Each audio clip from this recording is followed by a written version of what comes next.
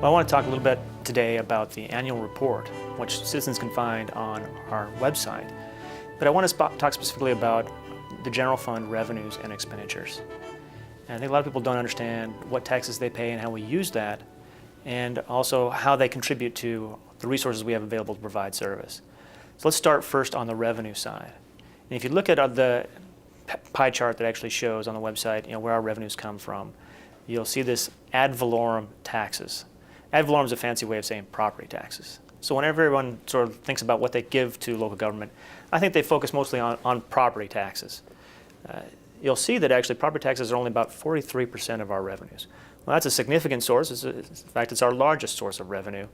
It's still only 43%. It's actually the only revenue that the council has the authority to adjust.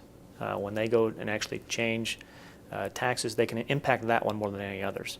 Now, there's another revenue source on there called intergovernmental revenue, which is a fancy way of saying actually sales tax. Now, we call it intergovernmental because sales tax goes to the state and then is distributed back to us. So not all of the local taxes that you pay for sales tax come back, but a larger percentage of them stay here than go elsewhere. So we've actually been pretty well blessed compared to other areas when it comes to that revenue source over the last 2 or 3 years. Our economy's been strong, and that's helped us. But property taxes is really sort of the foundation of our resources. It's still only 43%. Now, it's important to understand that because when we start talking about expenditures, that's the relationship that I want you to understand. If you look on the expenditure side, you'll see that over half of our expenditures are for public safety. That's police and fire and 911. So as a core general fund service, what services do we provide to our community? Public safety is by far the largest share of that expenditure. And actually, we spend more resources than is provided by property tax revenue. So if people look at what they give us to provide service, that 43%, and what we expend, which is approaching 50%, in fact, it's even more than that, you really are just contributing enough for us to provide basic police and fire. Well, one of the key differences about looking at our general fund as opposed to other comparable communities is that enterprise funds like a utility or the airport, who have their own source of revenues and expenditures, are not included in the general fund.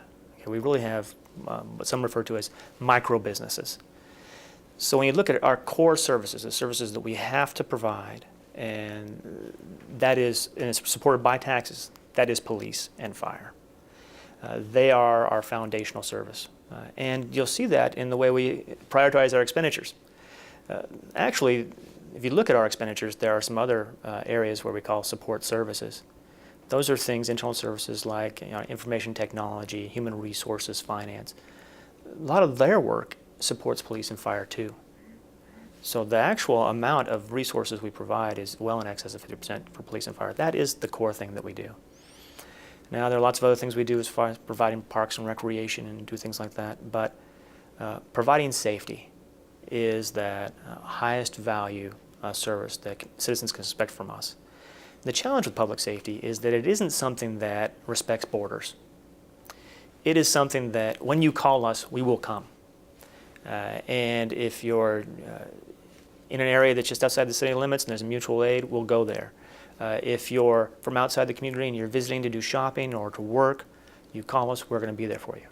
That's our core responsibility, and we flow to wherever the need is. So as we grow as a community, and people come here to work and to shop and do all those things, to participate in our sporting events or what have you, they create what we call calls for service. And what we've seen over the last couple of years of our calls for service are increasing dramatically. Our requests for aid for police or fire are going up. That leads to further investments in police and fire. We've added a significant number of policemen and firefighters over the last couple of years. We've done that with some assistance of some federal one-time revenues. But basically now it comes down to those costs having to be borne by our local taxpayers. Now, there are those who benefit from those services who don't currently contribute to those services. People who come into the community, who work here, who shop here, but due to where they choose to reside, they don't necessarily contribute to the cost of those services. But if they call 911, we're still there for them. So what we're trying to do is actually reach out and make sure that everyone pays their fair share. And if those people, we don't find a way to get those people to actually contribute to those expenses, then that means those expenses have to be picked up even by a large proportion from the people who do reside here. And that's our challenge as we sort of try and control growth and respond to those investments, is to make sure that we have everyone paying so that we can reduce the impact on any one group and actually spread that cost amongst people who are actually served. Now, one of the questions we get is about the level of service that we provide. And of course, with police, that's a challenge to sort of measure that. The metrics or the measurements for doing that are complex. And lots of times the outcomes are beyond our control. You can do what you want as far as adding police officers, but controlling that crime rate is really dependent on a lot of different factors that are outside our control. On the fire side, our level of service is much more within our control. It's really about placement of resources and number of resources throughout your community. There's a national scale that actually measures our effectiveness, and it's a 1 to 10 scale. And we're a 2. 1 is the best. We're a 2. That's a very high level of service. Most communities, in my experience, are a 3 or lower. Now, that high level of experience has a benefit. It actually reduces our insurance rates, especially our commercial insurance rates. But it also has a cost. Another challenge for us in providing fire services is it truly is about travel time. And when you look at our transportation infrastructure, that creates a real challenge for us. So if we have dead-end streets or dead-end neighborhoods, those are very hard for us to efficiently serve. We end up actually putting more fire stations out there than we could have if we had more connections, because we got to get closer to those dead-end streets, and the access is sometimes complex. So if we had more connections, we could be more efficient. We could provide the same level of service at a lower cost.